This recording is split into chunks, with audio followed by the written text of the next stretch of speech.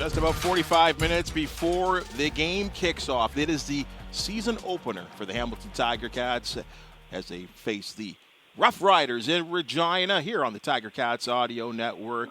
And you're listening to the Tiger-Cats Pregame Show as presented by Journey Awards. Bubba O'Neill, Andy Fantuz with you. And we bring in a segment that's called Pregame Salutations.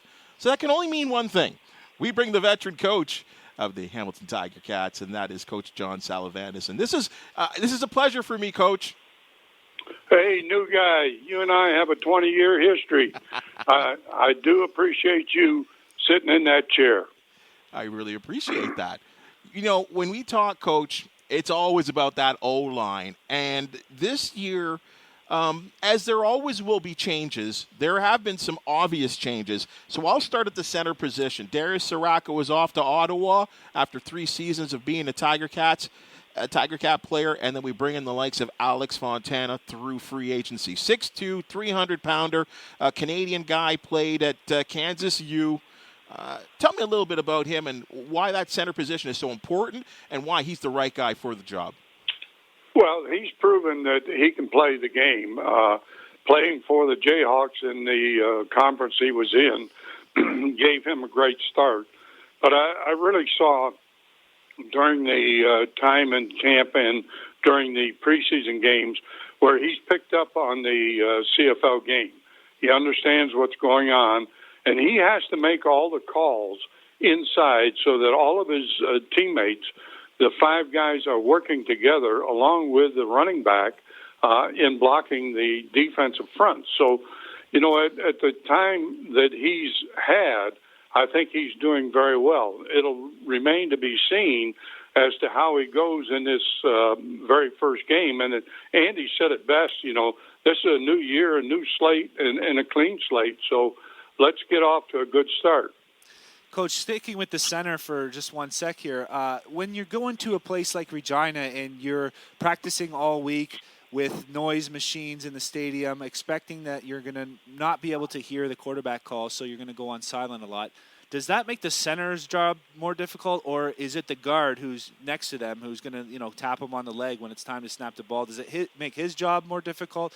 How does that all play out when you're going on silent count and you can't hear the quarterback? Well, what it first does is your count system has to be very simple. You can't have exaggerated counts and stutter counts. You've got to stay within a more systematic system. It is not more difficult on the center. It is more difficult on the guard. The guard has to actually look back at the quarterback and understand when the quarterback wants the football. Then he taps the leg and has to put his eyes back to the front. So it really doesn't make a lot of difference to the center. He can concentrate on just snapping the ball and keeping his eyes forward, watching the defensive front. Well, as a receiver, I know that the team was hoping to improve on their waggles this year, and it's certainly challenging when you're on the silent count to really see that progress. So I think that might be a next week issue. But sticking with the O-line here, we talked in preseason a bit about the potential of 5 national starters across the board. We are going to see Travis Vornkill on the left tackle position, with Saxelid being the 6th guy in as a national, the 5th guy in, but the 6th guy offensive line. What are your thoughts on how that dynamic plays out? Well, Sixfeld being Sexley being the tackle position player, he can back up both Van Zyl and Vornikow. So that's natural to have him in there. I do see him as a potential starter at some point during this season, but right now, he remains the guy who can back up. You know, you talked about it a little bit earlier about game speed. You know, you can practice all you want. Once you get in the game, you will find that you don't have as much wind as you thought you did. And so it's easy to get run down a little bit. And, of course, with Chris Van Zyl, he has not played very much in the preseason, being out with illness early on. Yeah, he also didn't have a lot of reps in practice as well, so that could be a reason that we may see change in the future. But for today, Van Zyl gets the start with Saxelid backing up.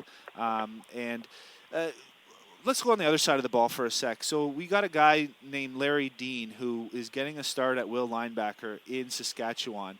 I think this is an interesting move because I've only seen him play middle linebacker before, and especially with this season, how with the hash marks being 4 yards further away from the sideline, he's got that much more space to cover. Is that something that you think the Tiger-Cats are going to attack with Tim White, Stephen Dunbar on the weak side, or whoever they end up rolling it through on the weak side pass attack? I do, Andy, and that brings us to the point where you talk about Dean being the new will linebacker. Our will linebacker, Simone Lawrence, is really in a bit of a different situation than he's been in the past. Now, he's got to be more like Cameron Kelly is as a cover guy, and I think the same thing would happen with Saskatchewan. I think they'll try to attack Simone's side to see if he can be the cover guy. He normally plays a lot closer to the line of scrimmage than he'll be allowed to in this ball game. And his blitz ability and his ability to tackle won't diminish, but he's going to have to be able to cover receivers, as you say, coming out of the backfield and or slot backs. It will be interesting to see if that position evolves over the season. The stereotypical player, the size, if it turns into more of a Sam, like a dual Sam backer type style, like you mentioned, like Cameron Kelly. What's one matchup you're looking for tonight? Looking forward to watching that you think will decide the game. Well, I think offensively, quarterback Dane Evans, he can make all the throws, but I think this offense will be built around speed and deception. They'll have a lot of lateral movement and good ball handling in the backfield because their receiving core, if you look at them, are more in the Smurf category, 5'10", 5'9" type guys. Only Dunbar is a 6'3" guy with some size in the receiving core. So it'll be interesting to see as the game progresses whether in the passing game these receivers can get good spacing and timing and help their quarterback. Coach, are you kind of saying that Fantuz needs to dress or get some size there? Or is that what you're saying? Well, I'll tell you what, he's got those hands that used to vacuum those balls when they came his way. So, that would be a big plus for him. But look, he's really happy right now, Coach. He's really happy right now. Yeah, he doesn't get a lot of pain up there in the press box. Oh, Coach, it's so great that you're joining us every single game for your pregame salutations. Of course, you bring such knowledge to the game, experience, and of course, we certainly need it. Our listeners certainly appreciate it. So thanks for joining us. Enjoy the game, and we look forward to breaking it down with you next week. Thanks, Bubba. Thanks, Andy. Have a good one.